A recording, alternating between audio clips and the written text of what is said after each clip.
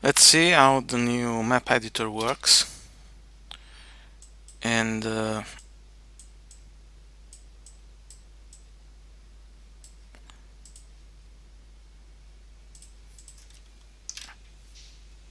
let's see the latest version.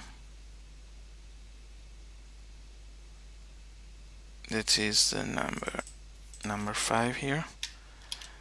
Start with an empty template, and then if you press the left button,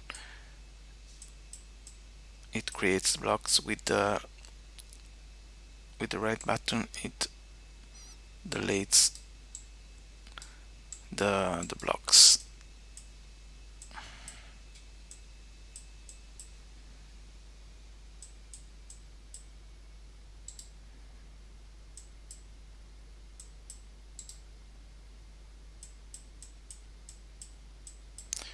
So it is very simple to create them.